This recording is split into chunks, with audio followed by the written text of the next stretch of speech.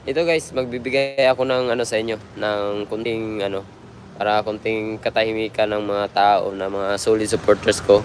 At ayun, yung nangyari doon kasi masama talaga yung pakiramdam ko dun, nung laban namin. Kasi timbangan pa lang may lagnat na ako.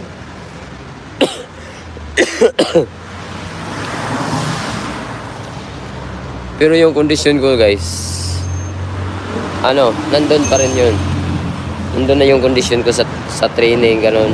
100% na yung kondisyon ko nun. Eh, yung ano lang talaga, na ano tayo kasi dito sa ano, sa Japan, iba-iba yung weather. Minsan may malamig, minsan may mainit. Kaya nadali tayo sa ano dito, yung sipon na may halong ubo at lagnat na nasa ilalim yung lagnat. Alam niyo yun? Pero hindi ko na sana kailangan na sasabihin tong ganito eh, kasi baka sabihin naman na ano lang yan, yung anong tawag nun, yung sa Bisaya ano eh, alibay ba, alibay, Tagalog alibay.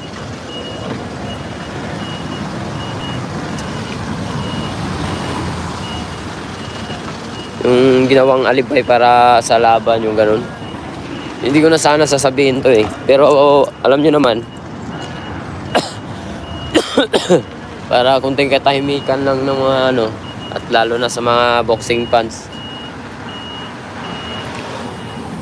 Akala ko ba yung mga haters ko maglalabasan lang kayo pag matalo tayo? Parang nagkakalaman ako sino yung mga haters ngayon ah. Number 1 haters pala itong mga tao talaga.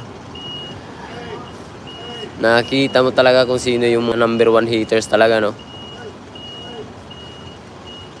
Nag-draw lang yung laban eh. Marami na mga sinasabi eh.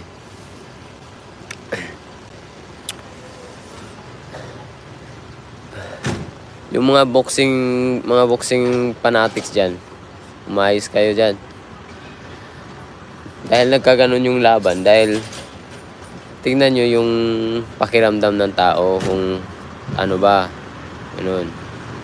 Alam nyo naman guys, sa boxing, hindi biro yung boxing, lalo na pag may lagnat ka, masama pakiramdam mo. Yun, nasa isip ko na yun na pwede talaga na may masamang mangyari sa inyo, kasi pag may masama yung pakiramdam mo, may lagnat ka, number 1 na yan sa mga boxer. Kaya maraming boxer na napahamak dahil dyan. Kapag may boxing, may laban ka na, tapos susugurin ka ng mga lagnat, ganun. Pero yung fighting spirit ko guys, sa pagiging immortal, ayun, yun lang yung nagbibigay lakas ng loob ko at tapang na kaya mong tumayo kahit anong mga pagsubok na dumating. Alam nyo yun guys, yung feeling na lumalaban ka na may lagnat ka, tapos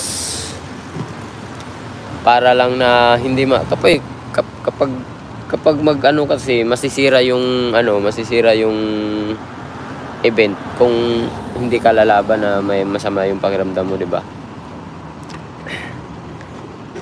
Pero hindi ko na sana to ibigkas pa sa inyo o magpaliwanag pa sa inyo.